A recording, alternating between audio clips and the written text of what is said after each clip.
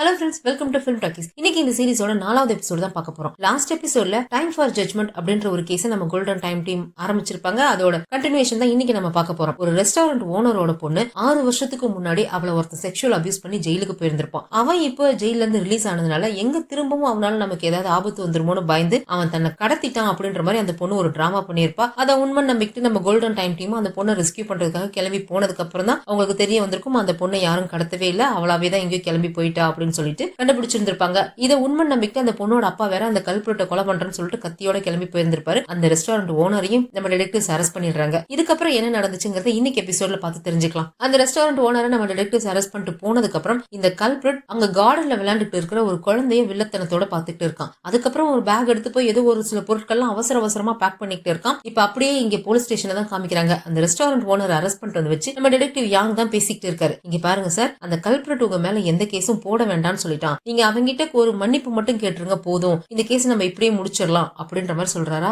எது மன்னிப்பா? நான் அவங்கிட்ட மன்னிப்பு கேட்கணுமா? இந்த 6 வருஷமா என் குடும்பம் எவ்வளவு கஷ்டப்பட்டுச்சுன்னு உங்களுக்கு தெரியுமா? அவன் என் பொண்ணுக்கு பண்ணதுக்கும் என் குடும்பத்துக்கு பண்ணதுக்கும் நான் அவங்கிட்ட மன்னிப்பு கேட்கணும்னு எப்படி சார் உங்களால சொல்ல முடியுது அப்படின்ற மாதிரி அவர் கொஞ்சம் எமோஷனல் ஆகி அழவே ஆரம்பிச்சிடுறாரு. இங்க பாருங்க சார், எங்களுக்கு உங்க சிச்சுவேஷன் புரியுது, ஆனா நாங்க சட்டப்படி தான் போக முடியும். அவன் ஜெயில இருந்து ரிலீஸ் ஆனதுனால அவன் கால்ல டிராக்கர் மாட்டி விட்டுருக்கோம். அந்த டிராக்கர் படி பார்க்கும்போது அவன் 2 நாளா வீட்லயே தான் இருந்திருக்கான், வீட்டை விட்டு வெளியில போகவே இல்லை. அவனுக்கு அழுவி கரெக்டா இருக்கும்போது நாங்க மட்டும் என்ன பண்ண முடியும்? இதை இப்படியே முடிச்சு விட்டுருங்க சார், நீங்க நடந்த விஷயத்தை மறந்துட்டு அதுல இருந்து மூவ் ஆன் ஆக பாருங்க, அப்பதான் உங்களால நிம்மதியா வாழ முடியும் அப்படின்ற மாதிரி டிடெக்டிவ் யாங்கும் சமாதானப்படுத்த பார்த்துட்டு இருக்காரு. இது எல்லாமே வெளியே நின்று நம்ம கங்ஜோ, ஹீரோ, அப்புறம் ஜூன்கி 3 பேரும் பார்த்துட்டு இருக்காங்க. அவங்களுக்குமே கஷ்டமா தான் இருக்கு. என்னதான் இவங்க சைடு நியாயம் இருந்தாலும் இவங்களால சட்டப்படி தானே நடந்துக்க முடியும். அப்ப கங்ஜோ சொல்றா, இந்த கேஸ் முடிஞ்சிருச்சு, ஆனாலும் எனக்கு என்னமோ இதுல இன்னும் இருக்கிற மாதிரியே தோணிக்கிட்டே இருக்கு அப்படின்ற மாதிரி சொல்லிட்டு இருக்கும்போதே ஹீரோவுக்கு டோக்கி கிட்ட இருந்து கால் வருது. அவன் அந்த டாக்ஸில எஸ்கேப் ஆகி போன கான்ஸ்டபிள விரட்டிக்கிட்டே போனான் இல்லையா, ஏதோ ஒரு ஹார்பர் பக்கம் தான் போயிருப்பான் போல இருக்கு. அங்க இருந்து அவன் கால் பண்றான். எப்பா டாங்கு, நான் அந்த டாக்ஸியை ஃபாலோ பண்ணிட்டே தான்ப்பா வந்தேன். அவன் டாக்ஸில இருந்து இறங்கும் போது கூட நான் பார்த்தேன். அதுக்கப்புறம் திடீர்னு எங்க போய் ஆள் மறைஞ்சு போனானே தெரியல, ஆளையே காணோம் அப்படின்ற மாதிரி சொல்றான். காணோம்னா திடீர்னு எங்க போயிருப்பான், தேடி பத்தி என்னலாம் அப்படின்ற மாதிரி கேட்டா, நான் தேடி பார்த்துட்டேன் பா, திடீர்னு எங்க போய் பதுங்கிட்டானே தெரியல, எனக்கு என்னமோ இங்க இருந்து எங்கேயாவது வெளிநாட்டுக்கு எஸ்கேப் ஆகி போக பிளான் பண்றானோன்னு எனக்கு தோணுது அப்படின்ற மாதிரி சொன்னதும் ஹீரோ ஷாக் ஆயிடுறான். அவன் மட்டும் வெளிநாட்டுக்கு எஸ்கேப் ஆகி போயிட்டா நம்மளால கண்டுபிடிக்க முடியாது. அவன் தங்கி இருந்த லாட்ஜோட ரூம்ல போய் அவன் குப்பையை முதற்கொண்டு தேடிப்பாரு, ஏதாவது க்ளூ கிடைக்குதா அப்படின்ற மாதிரி சொல்லிட்டு கங்ஜோக்கிட்ட விஷயத்த சொல்றான். இப்ப அப்படியே கட் பண்ணி இந்த ரெஸ்டாரண்ட் ஓனருக்கு ஒரு 7 வயசு குட்டி பையன் இருக்கிற மாதிரி காமிச்சாங்க இல்லையா, அவங்க கூட டே கேர் சென்டருக்கு கிளம்பி போற மாதிரி காமிச்சாங்க. ஈவினிங் ஆயிடுச்சு, எல்லாரும் டே கேர் சென்டர்ல இருந்து வீட்டுக்கு பேரண்ட்ஸ் எல்லாம் வந்து கூட்டிட்டு போயிட்டு இருக்காங்க. ஆனா இந்த பையனை மட்டும் கூட்டிட்டு போறதுக்கு யாருமே வரல. எல்லாரும் தான் அங்க போலீஸ் ஸ்டேஷன்ல பிரச்சனையில மாட்டிட்டு உட்கார்ந்துருக்காங்களே, மழை வேற கொட்டிக்கிட்டு இருக்கு. அந்த டே கேர் சென்டர்ல இருக்க பொண்ணு வந்து கேக்குறா, இந்த பையனோட பேர் வந்து ஜீவன் போல இருக்கு, என்னப்பா ஜீவன், வீட்டுல இருந்து யாரும் வரலையா அப்படின்னு கேக்குறாளா. அக்காவுக்கு உடம்பு சரியில்லை, எல்லாரும் அவளை பார்த்துட்டு இருப்பாங்க, அதனால என்ன மறந்துட்டாங்கன்னு நினைக்கிறேன், பரவாயில்ல நானே போய்க்கிறேன் அப்படின்ற மாதிரி சொல்றான். பரவாயில்ல விடு, நான் வேணா கொடை எடுத்துட்டு வந்து உன்னை வீட்டுல கூட்டிட்டு வந்து விடுறேன் அப்படின்னு சொல்லிட்டு அந்த பொண்ணு கொடை எடுக்கிறதுக்காக உள்ள போறாளா. வீடு பக்கத்துல தானே இருக்கு, நானே போய்க்கிறேன் அப்படின்னு சொல்லிட்டு அவன் டக்குன்னு பேக கழட்டி தலைமையில வச்சுக்கிட்டு அங்க இருந்து மலையிலேயே இறங்கி ஓடி வந்துடுறான். ஜாலியா மலையில விளையாண்டுட்டே அவன் ரோட்ல நடந்து போய்கிட்டு இருக்கும்போது திடீர்னு அவன் முன்னாடி யாரும் வந்து நிக்கிறாங்க. அது யாரு என்னன்னு தெரியல. இங்க போலீஸ் ஸ்டேஷன்ல அந்த ரெஸ்டாரண்ட் ஓனரோட வைஃப் அவரோட பொண்ணை கூட்டிட்டு வராங்க அப்பாவை பாக்குறதுக்காக. பாருடி, நல்லா பாரு, நீ பண்ண வேலையால தான் உங்க அப்பா இன்னைக்கு கைதாகி போலீஸ் ஸ்டேஷன்ல உட்கார்ந்து இருக்காரு, எல்லாம் நீ பார்த்த வேலை தான் அப்படின்ற மாதிரி அவங்க அம்மா அந்த பொண்ணை பிடிச்சி திட்டிகிட்டே இருக்காங்களா. உங்களை யாரு இதுக்குள்ள மூக்கு நுழைக்க சொன்னா? நான் போட்ட பிளான் ரொம்ப நல்லா வேலை செஞ்சிருக்கும், இந்நேரம் அவன் உள்ள உட்கார்ந்து இருப்பான், தேவையில்லாம நீங்க உள்ள வந்ததுனாலதான் என் பிளான் எல்லாமே சொதப்பிக்கிச்சு அப்படின்ற மாதிரி கொஞ்சம் கோவமாவே பேசுறா. ஒரு மாதிரி ஆங்கிரி டீனேஜர் எப்படி பேசுவாங்க அந்த மாதிரி தான் பேசுறா. ஆக்சுவலா இந்த பொண்ணுக்கு 6 வருஷத்துக்கு முன்னாடி ஒரு மோசமான விஷயம் நடந்திருக்கு. அதுல இருந்து அந்த பொண்ணால இன்னமும் வெளியில வர முடியல, இன்னமும் அவ பேனிக்லயே தான் இருக்கா. அந்த டென்ஷன், அந்த கல்பிரட் மேல இருக்க கோவம், வெறுப்பு, சுத்தி இருக்கிறவங்க எல்லாம் அவளை பத்தி பேசுற அந்த வெறுப்பு, இந்த கோவத்தை எல்லாம் அவளால வெளியில எங்கேயும் காட்ட முடியல. எல்லா கோவத்தையுமே அவ அவங்க அப்பா அம்மா கிட்ட தான் காமிக்கிறா. அவ பேசுற ஒரு வார்த்தையும் அவங்கள காயப்படுத்துற மாதிரியே தான் அவ பேசிக்கிட்டு இருக்கா. அவங்க அப்பாவுக்கு இது புரியுது. அவங்க அம்மா தான் அவளை போட்டு அடிச்சுக்கிட்டு இருக்காங்க, ஏன்டி இப்படி எல்லாம் பேசுற அப்படின்னு சொல்லி பிடிச்சி அடிச்சுக்கிட்டு இருக்காங்க. அவங்க அப்பா தான் இருந்துட்டு, இல்ல பிள்ளைய அடிக்காத, காலையில இருந்து இந்த நடந்த பிரச்சனை எல்லாம் அவ கண்டிப்பா எதுவும் சாப்பிட்டு மாட்டா, வீட்டுக்கு கூட்டிட்டு போய் அவளை நீ சாப்பிட வை, நீங்க இங்க இருக்காதீங்க போங்க அப்படின்ற மாதிரி அந்த ரெஸ்டாரண்ட் ஓனர் சொல்லிட்டு இருக்காரு. அப்பதான் அவங்க ஒய்ஃப்க்கு ஞாபகம் வருது, பையன் வேற ரொம்ப நேரமா போன் பண்ணிக்கிட்டே இருந்தான், நான் எடுக்கவே இல்லை அப்படின்னு சொல்லிட்டு இப்ப போன் எடுத்து பையனுக்கு கால் பண்றாங்க. போன் சுவிட்ச் ஆஃப்னு வருது. என்னாச்சு, இவன் போனை சுவிட்ச் ஆஃப் பண்ணவே மாட்டானே, திடீர்னு என்னாச்சு, ஏன் போனை சுவிட்ச் ஆஃப் பண்ணிருக்கான் அப்படின்ற மாதிரி அவங்க கொஞ்சம் டென்ஷன் ஆயிட்டு நின்னுட்டு இருக்காங்க. இது எல்லாத்தையுமே வெளியே ஹீரோவும் கங்ஜோவும் பாத்துக்கிட்டு இருக்காங்க. அப்ப கங்ஜோவுக்கு யாரோ பேசுற சத்தம் கேக்குதா. அந்த சத்தத்தை ஃபாலோ பண்ணி போய்கிட்டே இருக்கா. அங்கதான் போலீஸ் ஸ்டேஷன்ல ஒரு ரூம்குள்ள இந்த கல்பிரட்டோட வீட்டுல சர்ச்ல இருந்து வந்த 2 பொண்ணுங்க உட்காந்து ப்ரே பண்ணிட்டு இருந்திருப்பாங்க இல்லையா, அந்த பொண்ணுங்களை சாட்சி சொல்லணும்னு சொல்லி போலீஸ் ஸ்டேஷனுக்கு கூட்டிட்டு வந்திருப்பாங்க போல இருக்கு. அந்த பொண்ணுங்க தான் பேசிக்கிட்டு இருந்திருக்காங்க. அவங்க கிட்ட போய் இப்ப நீங்க என்ன பேசுனீங்க அப்படின்னு சொல்லி கங்ஜோ கேக்குறா. ஒண்ணும் இல்ல மேடம், எங்களை சாட்சி சொல்ல கூப்பிட்டீங்க, அதான் என்ன பேசணும்னு நாங்க டிஸ்கஸ் பண்ணிட்டு இருந்தோம் அப்படின்னு சொல்றாங்களா. இல்ல நான் அதை பத்தி கேட்கல, உங்க சாக்ஸ் ஏதோ அழுக்காயிருச்சுன்ற மாதிரி பேசுனீங்களே அதை பத்தி கேக்குறேன் அப்படின்ற மாதிரி சொல்றாளா. இல்ல மேடம், அந்த கல்பிரேட்டுக்கு வீட்டை சுத்தம் பண்ண நம்ம கொஞ்சம் ஹெல்ப் பண்ணிருக்கலாம், வீடு ரொம்ப அழுக்கா இருந்திருக்கு பாருங்க, காலையில தான் நான் சாக்ஸை வாஷ் பண்ணி போட்டு வந்தேன், இப்போ இது இவ்வளவு அழுக்கா இருக்கு அப்படின்னு சொல்லிட்டு அவ சாக்ஸ் எடுத்து காமிக்கிறான். ஆக்சுவலா அந்த கல்பிரேட் சொல்லியிருப்பான், எனக்கு இடம் சுத்தமா இல்லைன்னா மூச்சு திணறும், அலர்ஜி ப்ராப்ளம் இருக்கு அப்படின்ற மாதிரி சொல்லியிருப்பான். அந்த மாதிரி ப்ராப்ளம் இருக்கிறவங்க அவங்க இருக்கிற இடத்த ரொம்ப சுத்தமா வச்சிருக்கணும், அப்ப அவனோட வீடும் கிளீனா தானே இருந்திருக்கணும், ஏன் வீடு குப்பையா இருந்திருக்கு அப்படின்னு சொல்லிட்டு அவன் நடந்த விஷயத்தை யோசிச்சு பாக்குறான். ஆக்சுவலா அவனுக்கு கழுத்துல வெட்டுப்பட்டு இருக்கும் இல்லையா, அதனால ஃபர்ஸ்ட் எய்ட் பண்றதுக்காக ஒரு லேடி கான்ஸ்டபிள் அவனுக்கு ஃபர்ஸ்ட் எய்ட் பண்றதுக்கு அவங்க கிட்ட போயிருப்பாங்க. அவங்க கிட்ட அவங்க போனதுக்கு அப்புறம் தான் அவனுக்கு ஒரு மாதிரி மூச்சை இழுத்து பிடிச்சிருப்பான், ஒரு மாதிரி திணறிட்டே பேசியிருப்பான். டிடெக்டிவ் யாங் கேட்டிருப்பாரு என்ன ஆச்சுன்னு கேட்டதுக்கு, எனக்கு சுத்தமா இல்லைன்னா மூச்சு திணறும் அப்படின்ற மாதிரி சொல்லி இருந்திருப்பான். இப்ப கஞ்சோ என்ன யோசிக்கிறானா, அவன் உண்மையிலேயே அலர்ஜினால மூச்சு திணறாம அந்த லேடி கான்ஸ்டபிள் கிட்ட போனதுனால அவன் அந்த மாதிரி மூச்சு திணறி இருப்பானோ, எதனாலயா இருக்கும் அப்படின்ற மாதிரி கஞ்சோ யோசிச்சுட்டு இருக்கா. அந்த சமயத்துல பார்க் கஞ்சோக்கு கால் பண்றா. பீடோஃபைல்ஸை பத்தி சர்ச் பண்ண சொல்லி கஞ்சோ தான் வேலை கொடுத்திருப்பா போல இருக்கு. பீடோஃபைல் அப்படின்னா சின்ன குழந்தைங்க மேல செக்ஷுவல் இன்ட்ரெஸ்ட் காட்டுறாங்களே அவங்கள தான் பீடோஃபைல்னு சொல்லுவாங்க. அதை பத்தி விசாரிக்க சொல்லியிருப்பா போல இருக்கு. அதை விசாரிச்சுட்டு தான் பார்க் கால் பண்றா. நார்மலா பீடோஃபைலா இருக்கிறவங்க பெரிய பொண்ணுங்க மேல இன்ட்ரெஸ்ட் காட்டவே மாட்டாங்க, அவங்களுக்கு பிடிக்கவே பிடிக்காது. சின்ன குழந்தைங்க மேலதான் அவங்க ரொம்ப அப்சஷனோட இருப்பாங்க. அவங்க நார்மலா பாட்டு, கேம்ஸ், சின்ன பிள்ளைங்களுக்கு பிடிச்ச பொம்மை இதை வச்சுதான் அவங்க குழந்தைங்களை அப்ரோச் பண்ணுவாங்க. பாக்குற யாருக்கும் சந்தேகம் வராத மாதிரிதான் அவங்க குழந்தைங்க கிட்ட போய் பழகுவாங்க வெளியில பழகும் போது. அது மட்டும் இல்லாம அவங்க குழந்தைங்களோட ஸ்கின் மேல ரொம்ப அப்சஷனோட இருப்பாங்க, அதை டேமேஜ் பண்ணவும் ட்ரை பண்ணுவாங்க. அப்படிதான் 6 வருஷத்துக்கு முன்னாடி அந்த ரெஸ்டாரண்ட் ஓனரோட பொண்ணையுமே கை கால்கள்ல இருந்த நகங்கள் எல்லாம் ரொம்ப ஷார்ட்டா அவன் கட் பண்ணி விட்டு இருந்திருக்கான். அது மட்டும் இல்லாம இப்போ நம்ம விசாரிச்ச அந்த கல்பிரேட்க்கு சின்ன குழந்தைங்க மாதிரி மிமிக்ரி பண்ற டேலண்ட்டுமே இருக்கு அப்படின்ற விஷயத்தையுமே அவ சொல்றா. அவனால குழந்தைங்க மாதிரி மிமிக்ரி பண்ண முடியும் அப்படின்ற மாதிரி பார்க் சொன்னதுதான் கஞ்சோக்கு ஒரு விஷயம் ஞாபகம் வருது. கோல்டன் டைம் டீம் அவனோட வீட்டுக்கு போயிருந்தப்போ கேஸ் எல்லாம் முடிச்சுட்டு வெளியில கிளம்பும் போது வீட்டுக்குள்ள ஏதோ ஒரு குழந்தை பேசுற சத்தம் கஞ்சோக்கு கேட்டிருக்கும். அவ நல்லா கவனிச்சு பார்க்கும் போதுதான் கார்டன்ல குழந்தைங்க விளையாடுற சத்தமும் கூடவே கேட்டிருந்திருக்குமா. சரி, நாம தான் ஏதோ தப்பா புரிஞ்சுக்கிட்டோம் போல இருக்கு அப்படின்னு சொல்லிட்டு அதை அப்பயே விட்டு இருந்திருப்பா. இப்போ அந்த சத்தத்தை திரும்பவும் ரீகால் பண்ணி பாக்குறா. நான் லிட்டில் ஹேஜு கூட விளையாட போறேன் அப்படின்னு ஏதோ ஒரு குழந்தை பேசின மாதிரி தான் கேட்டிருந்திருக்கும். அது கண்டிப்பா அந்த கல்பிரேட் தான் மிமிக்ரி பண்ணிருக்கான். ஆனா அவன் லிட்டில் ஹேஜு கூட விளையாட போறேன் அப்படின்ற மாதிரி சொல்லியிருந்திருப்பான். ஹேஜுங்கிறது ஆக்சுவலா இந்த ரெஸ்டாரண்ட் ஓனரோட பொண்ணு பேர் தான் ஹேஜு. ஆனா அவன் லிட்டில் ஹேஜு கூட விளையாட போறேன்னு சொல்லியிருந்திருப்பான். அப்படின்னா என்ன அர்த்தமா இருக்கும், யாரா இருக்கும் அப்படின்ற மாதிரி இவ குழம்பி போய் உடனே ஹீரோ கிட்ட இந்த விஷயத்த போய் சொல்றா. அவனுக்கு அலர்ஜி ப்ராப்ளம்லாம் எதுவும் கிடையாது, அவனுக்கு பெரிய பொண்ணுங்களோட ஸ்மெல் பிடிக்காது, அதனாலதான் அந்த லேடி கான்ஸ்டபிள் கிட்ட போனதும் அவன் அந்த மாதிரி ரியாக்ட் பண்ணிருக்கான் அப்படின்ற விஷயத்த அவ சொல்றாளா. அப்பதான் அவனுக்குமே ஒரு விஷயம் ஞாபகம் வருது. இவனுக்கு கழுத்துல அடிபட்ட உடனே அந்த சர்ச்ல இருந்து அந்த பொண்ணுங்க கிட்ட போய் அவங்க கிட்ட அதை செக் பண்ண பாத்திருப்பாங்க. அவன் உடனே அவங்க கிட்ட இருந்து ஒரு மாதிரி விலகி போயிருந்திருப்பான். அதை அவன் யோசிச்சு பாக்குறான். அது மட்டும் இல்லாம அவன் லிட்டில் ஹேஜு கூட விளையாட போறேன்னு சொன்னான், அது யாருன்னு தான் எனக்கு புரியவே இல்லை அப்படின்ற மாதிரி கஞ்சோ சொல்றாளா. இவனுமே யோசிச்சு பாக்குறான். இவனுக்கு குழந்தைங்க மேலதான் இன்ட்ரெஸ்ட். உண்மையிலேயே 6 வருஷத்துக்கு முன்னாடி ஹேஜு சின்ன பொண்ணு, அப்ப அவளை செக்ஷுவல் அபியூஸ் பண்ணிருக்கான். அவளாலதான் இவன் ஜெயிலுக்கும் போயிருக்கான். அவளை பழி வாங்கணும் அப்படிங்கிறப்போ இப்போ அவ வளர்ந்துட்டா, அடல்ட் ஆயிட்டா அப்படிங்கிறப்போ அவளோட ஸ்மெல்லும் இவனுக்கு பிடிக்காது இல்லையா. அப்போ அவங்க வீட்டுல இருக்கிற சின்ன பிள்ளை அப்படின்னா அது அவனோட தம்பி தான், அந்த ஜீவன் தான். ஒருவேளை அவனோட அடுத்த டார்கெட் ஜீவனா இருக்கலாம். ஹேஜுவை பழி வாங்குறதுக்காக இவன் ஜீவனை டார்கெட்டா வச்சிருக்கான்னு நினைக்கிறேன் அப்படின்னு ஹீரோ சொன்னதும் உடனே இவ பார்க்கு கால் பண்ணி ஜீவனோட போன் லொகேஷனையும் அந்த கல்பிரட்டோட கால்ல இருக்கிற டிராக்கரோட லொகேஷனையும் கண்டுபிடி அப்படின்ற மாதிரி சொல்றா. அவளும் கண்டுபிடிச்சிட்டு ஜீவனோட போன் லொகேஷன் அவனோட டே கேர் சென்டருக்கு வெளியவே சிம் கார்டை ரிமூவ் பண்ணிருக்காங்க. அந்த கல்பிரட்டோட லொகேஷன் இன்னமும் அவன் வீட்லயே தான் இருக்கு, அவன் வீட்டை விட்டு வெளியே போகவே இல்லை அப்படின்ற மாதிரி சொல்றா. இது எப்படி சாத்தியமாகும், பையன் காணாம போயிட்டான் ஆனா அவன் இன்னமும் வீட்லயே இருக்கிறான்றப்ப அப்ப யாரா இருக்கும் அப்படின்னு சொல்லிட்டு கஞ்ச உடனே பேட்ரோல் டிபார்ட்மெண்ட்டுக்கு கால் பண்ணி அவனோட வீட்டுல போய் செக் பண்ணுங்க அப்படின்ற மாதிரி சொல்றான். ஹீரோ என்ன பண்றான், இவனோட ஃப்ரெண்டு டோக்கிக்கு கால் பண்ணி உனக்கு யாரோ இந்த போலீஸோட டிராக்கரை ஈஸியா கலட்ட தெரிஞ்ச எவனையோ ஒருத்தர் தெரியும் சொன்ன இல்லையா, அவங்க எப்படி அதை கலட்டுவாங்கன்னு உனக்கு தெரியுமா அப்படின்ற மாதிரி கேட்கறான். அது ஒண்ணும் இல்லப்பா, அவங்க உடம்பு கொஞ்சம் ஒல்லி ஆகணும், உடம்பு ஒல்லி ஆயிட்டாங்கன்னா அதை ஈஸியா கலட்டிட முடியும் அப்படின்ற மாதிரி சொல்றான். இப்பதான் ஹீரோக்கு எல்லாமே புரியுது. ஆக்சுவலா அவன் உடம்பு கொஞ்சம் கம்மி பண்ணி இருந்திருக்கான், அதனால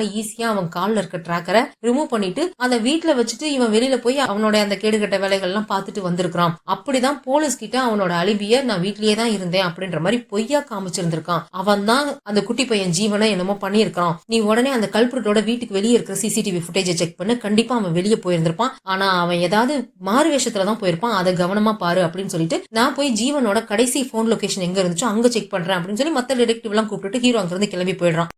இந்த விஷயம் எதுவுமே அந்த பையனோட அப்பா அம்மாவுக்கு தெரியாது இல்லையா. அவங்க இன்னும் பையனுக்கு போன் பண்ணவே ட்ரை பண்ணிட்டு இருக்காங்க. கஞ்சோ போய் அவங்க கிட்ட இந்த விஷயத்த சொல்லாம விசாரிக்கிறா. டே கேர் சென்டருக்கு போன் பண்ணீங்களா, பையன் எப்ப அங்க இருந்து கிளம்புனா, என்ன மாதிரி ட்ரெஸ் போட்டிருந்தான் அப்படின்லாம் கேட்கறாளா.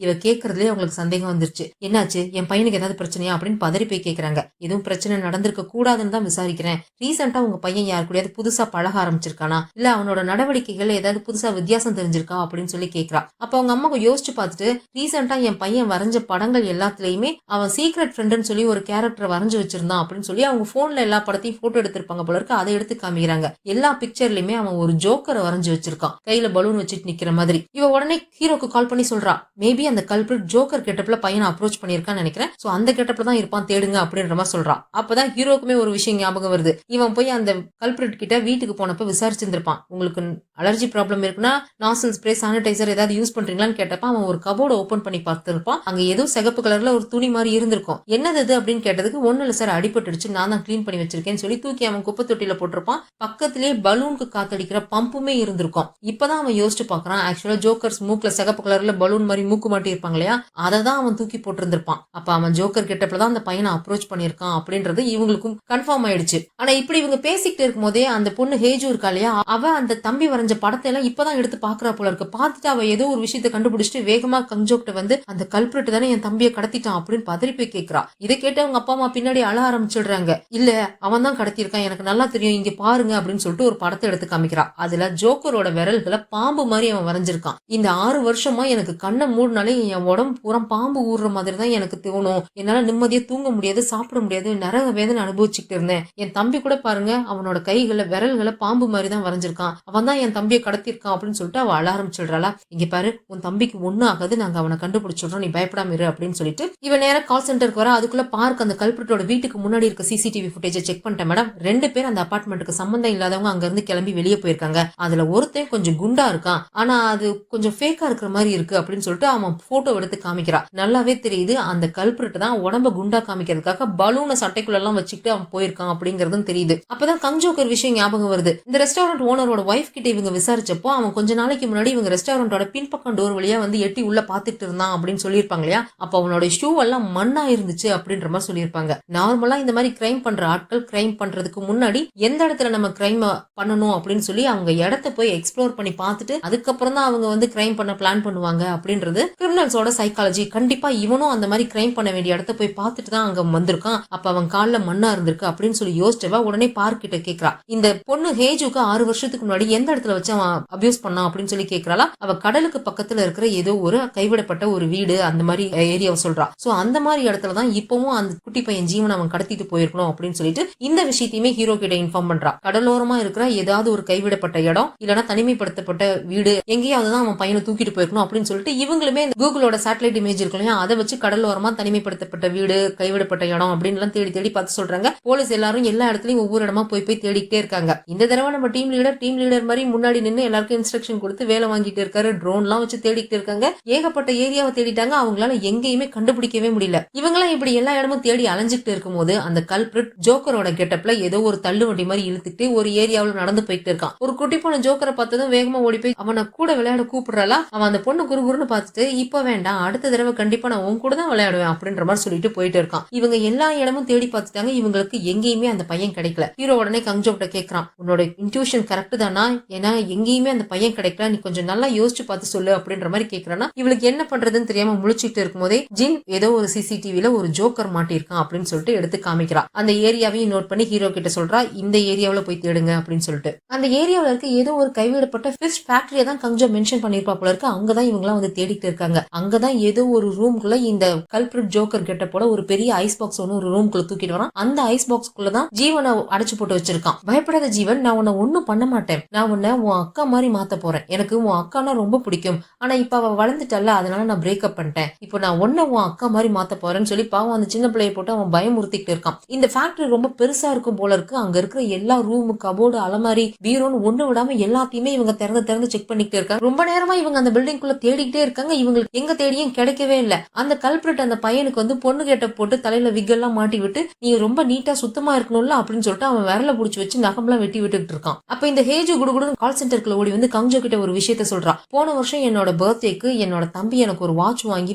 கிஃப்டா கொடுத்தான். எனக்கு ராத்திரியில தூங்கும் போது தூக்கம் வராது, கெட்ட கனவு வந்து நான் பயந்து எப்ப பார்த்தாலும் கத்திக்கிட்டே இருப்பேன். அதனால என்ன தொல்லை பண்ற மான்ஸ்டர் கிட்ட இருந்து என்ன காப்பாத்துறதுக்காகன்னு சொல்லி அவனோட பிகி பேங்க்ல இருக்கிற காசையெல்லாம் வச்சு அவன் ஒரு பொம்மை வாட்ச் வாங்கிட்டு வந்து என்கிட்ட கொடுத்தான். அந்த வாட்சை ஆன் பண்ணா அதுல ஒரு மாதிரி மியூசிக் சத்தம் கேட்கும். உன்னை அந்த மான்ஸ்டர் தொல்லை பண்ண வந்துச்சுன்னா இதை ஆன் பண்ணு, நான் உன்னை காப்பாத்துறதுக்காக வந்துடுறேன், இல்ல வேற யாராவது வந்து உன்னை காப்பாத்துவாங்க அப்படின்னு சொல்லிட்டு அவன் என்கிட்ட கொண்டு வந்து கொடுத்தான். ஆனா நான் அப்ப அதை வாங்கிக்கவே இல்லை, போடா அப்படின்னு சொல்லி தூக்கி போட்டுட்டேன். அதுக்கப்புறம் அவன் எப்பவுமே அந்த வாட்சை கையில கட்டிக்கிட்டே இருப்பான். இப்ப கூட அந்த வாட்ச் அவன் கையில தான் இருக்கும். அந்த மான்ஸ்டர் அவன் கிட்ட வந்தா கண்டிப்பா அந்த வாட்சை ஆன் பண்ணுவான், அதை வச்சு நீங்க அவனை கண்டுபிடிச்சிடலாம் அப்படின்ற விஷயத்த அவ சொல்றா. எனக்கு நடந்த அதே தப்பு என் தம்பிக்கு தயவு செஞ்சு நடக்க விட்டுடாதீங்க அப்படின்னு சொல்லிட்டு அவ கங்ஜோ கிட்ட ரொம்ப அழுது கெஞ்சிக்கிட்டு இருக்கலாம். நீ ஒன்னும் பயப்படாத, உன் தம்பியை காப்பாத்திடலாம் அப்படின்னு சொல்லிட்டு இவ அந்த விஷயத்த ஹீரோ கிட்டயும் சொல்றா. இந்த மாதிரி அந்த பையனோட கையில ஒரு வாட்ச் இருக்கு, அதுல இருந்து சத்தம் வருமா, இந்த காரணத்துக்காக தான் அவன் அந்த வாட்ச் கட்டி இருக்கிறான் அப்படின்ற விஷயத்தையுமே அவ சொல்லவும் இவன் உடனே இங்க இருந்து கத்த ஆரம்பிக்கிறான். எல்லா டிடெக்டிவ்ஸும் சேர்ந்து அந்த பையனோட பேர் சொல்லி கத்த ஆரம்பிக்கிறாங்க. உங்ககிட்ட மான்ஸ்டரை விரட்டுறதுக்கான வாட்ச் இருக்குல்ல, நான் கூப்பிடுற சத்தம் உனக்கு கேட்டுச்சுன்னா அந்த வாட்சை ஆன் பண்ணு,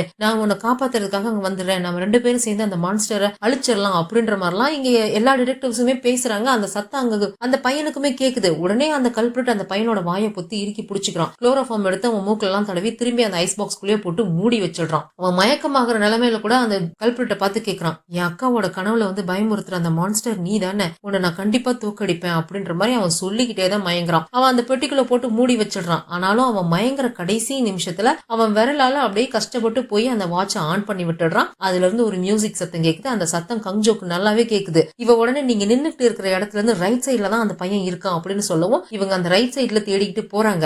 அதுக்குள்ளேயே அந்த கல்பிரிட் என்ன பண்றான், பெட்டிக்குள்ள இருந்து சத்தம் வரவும் அந்த வாட்சை கலட்டி வேகமா கீழே தூக்கி போட்டு உடைச்சு காலால மிதி மிதிக்கிறானா. இந்த சத்தம் இவங்களுக்கே தெளிவா நல்லா கேட்டுடுது. இங்க இருந்துதான் சத்தம் வருது அப்படின்னு சொல்லிட்டு ஒரு ரூம்குள்ள போய் பாக்குறாங்க. இந்த ரூமுக்கு மேல அட்டாளி மாதிரி இருக்கும் இல்லையா, அந்த அட்டாளியில ஒரு சின்னதா ஒரு ரூம் இருக்கும் போல இருக்கு. பொருட்களுக்கு பின்னாடி மறைஞ்ச மாதிரி அந்த ரூம் இருக்கு. அதனாலதான் இவங்களால இதை கண்டுபிடிக்கவே முடியல. தேடி கண்டுபிடிச்சு உள்ள போய் பார்த்தா இவன் தான் அங்க நின்னுட்டு இருக்கான். போட்டு அவனை அடி அடிச்சு அவனையும் புடிச்சிடுறாங்க. அந்த பெட்டிக்குள்ள மயங்கி இருந்து அந்த பையனையுமே காப்பாத்திடுறாங்க. நான் என் அக்காவை தொல்லை பண்ற மான்ஸ்டரை தோக்கடிச்சிட்டேன் இல்ல அங்கிள் அப்படின்ற மாதிரி அவன் கேட்டுக்கிட்டு இருக்கான். பையனை காப்பாத்தியாச்சு அப்படின்னு சொல்லி கால் சென்டருக்கு இன்ஃபார்ம் பண்ணோம் தான் எல்லாருக்கும் கொஞ்சம் ரிலாக்ஸ் ஆகுது. இவ உடனே போய் விஷயத்த அந்த ஃபேமிலி மெம்பர்ஸ் கிட்ட இன்ஃபார்ம் பண்றா. அவங்களுமே ரொம்ப சந்தோஷப்படுறாங்க. கங்ஜோக்கு தேங்க்ஸ் சொல்லிட்டு இருக்காங்க. இங்க அவனை அரெஸ்ட் பண்ணி கூட்டிட்டு வராங்களா. அவன் அப்ப கூட அடங்கவே இல்ல, கொஞ்சம் ஓவரா தான் பேசிக்கிட்டே இருக்கானா. ஜூங்கிக்கு கோவம் வந்துருது. அவனை அடிக்கலான்னு கை வாங்கிட்டு போகும்போது தேவையில்லாம எதுக்கு சார் உங்களோட எனர்ஜியை வேஸ்ட் பண்றீங்க அப்படின்ற மாதிரி ஹீரோ சொல்றானா. பின்ன இவன் இவ்வளவு பேசுறான், இவனை சும்மா விட சொல்றியா அப்படின்ற மாதிரி ஜூங்கி சொல்லவும் நீங்க கீழே இறங்கி போங்க, இவனை நான் பாத்துக்கிறேன் அப்படின்ற மாதிரி ஹீரோ சொல்லிட்டு எல்லாரையும் அனுப்பி விட்டுறான். இவன் மட்டும் தான் தனியா நின்னுட்டு இருக்கானா. நான் பார்த்த டீம் லீடர்லயே நீங்க தான் சார் ரொம்ப நல்லவங்க, ரொம்ப சாஃப்டா ஹேண்டில் பண்றீங்க அப்படின்ற மாதிரி சொல்லிட்டு இருக்கானா. நீ ஒரு சைக்கோடா, இந்த மாதிரி எல்லாம் மேக்கப் போட்டுக்கிறதுனால உன்னோட கேவலமான மூஞ்சியும் உன் மேல வர நாத்தமும் மறைஞ்சு போறது கிடையாது. நீ பிளாஸ்டிக் சர்ஜரியே பண்ணாலும் அதையெல்லாம் எதையும் மாத்த முடியாது. நீ கேவலமானவன் தான்.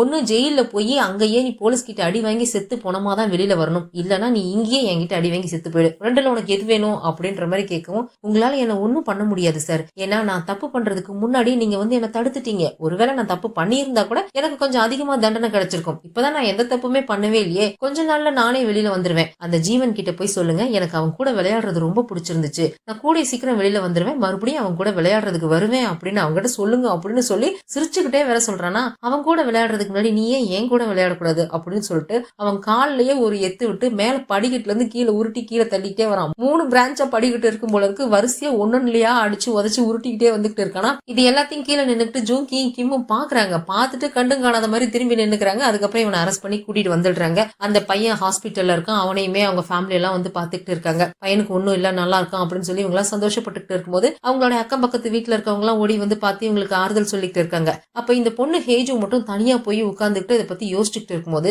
பக்கத்துல யாரோ போனை வச்சுட்டு போயிருப்பாங்க போல இருக்கு. அந்த போன் ரிங் ஆகுது. அப்போ அதுல ஒரு பாட்டு ஒண்ணு பிளே ஆகுது. அந்த பாட்டு சத்தத்தை கேட்டாலே இவ பேனிக் ஆயிடுவா. ஏன்னா இவளுக்கு அபியூஸ் நடந்தப்ப இந்த பாட்டு தான் பேக்ரவுண்ட்ல ஓடி இருக்கும் போல இருக்கு. அந்த சத்தம் கேட்டதும் அவளுக்கு ஒரு மாதிரி பேனிக் ஆகுது, அழ ஆரம்பிச்சிடுறா. கொஞ்ச நேரம் அவளே கண்ட்ரோல் பண்ணிக்க ட்ரை பண்ணி இல்ல நாம இதுல இருந்து வெளியில வரணும்னு சொல்லி அவளையே ஸ்ட்ராங் ஆக்கிக்கிட்டு ஒரு லேடியை கூப்பிட்டு மேடம் உங்களோட போன் அடிக்குது பாருங்க அப்படின்னு சொல்லி ரொம்ப தைரியமா சொல்றா. சோ இவ கொஞ்சம் மூவ் ஆன் ஆகி வந்துட்டா அப்படின்ற மாதிரி காமிக்கிறாங்க. அப்படியே கட் பண்ணா ஹீரோ கங்ஜோக்கு கால் பண்ணி அந்த கான்ஸ்டபிள் மின்சோ தங்கி இருந்த ஹோட்டல்ல நாங்க செக் பண்ணோம், அவன் தான் அந்த மாஸ்க் மேனா இருக்கணும் அப்படின்ற மாதிரி ஹீரோ சொல்றான். எப்படி சொல்றீங்க அப்படின்னு கங்ஜோ கேக்குறாளா. ஏன்னா அவன் தங்கி இருந்த ஹோட்டல் ரூம்ல இவ்வளவு நாளா அவன் கொலை பண்ண விக்டிம்ஸோட பாடி பார்ட்ஸ் எல்லாம் கட் பண்ணி எடுத்திருப்பான் இல்லையா, அதோட போட்டோஸ் எல்லாம் இருந்துச்சு. போட்டோஸ் மட்டும் இல்ல, 3 வருஷத்துக்கு முன்னாடி என் பார்ட்னரை கொலை பண்ணப்ப அவன் போட்டிருந்த அந்த மாஸ்க்குமே இங்க இருக்கு, அவன் தான் அந்த மாஸ்க் மேனா இருக்கணும் அப்படின்ற மாதிரி ஹீரோ சொல்லிட்டு இருக்க. அதே சமயத்துல ஜின் கங்ஜோ கிட்ட ஒரு விஷயத்த சொல்றான். நீங்க மின்சோன்னு ஒரு கான்ஸ்டபிளை தேட சொன்னீங்கல்ல மேடம், அவனை கோஸ்டல் ஏரியா போலீஸ்காரங்க அரெஸ்ட் பண்ணிட்டாங்க அப்படின்ற விஷயத்த சொல்றான். இதோட இந்த எபிசோட் முடியுது. இதுக்கப்புறம் என்ன நடந்துச்சுங்கிறத அடுத்த எபிசோட்ல பார்த்து தெரிஞ்சுக்கலாம். இந்த வீடியோ பிடிச்சிருந்தா லைக் பண்ணிடுங்க, அப்படியே ஃப்ரெண்ட்ஸ்க்கு ஷேர் பண்ணிடுங்க. மறக்காம ஃபிலிம் டாக்கீஸ்க்கு சப்ஸ்கிரைப் பண்ணிடுங்க. அடுத்த எபிசோட்ல சந்திக்கலாம். பாய்.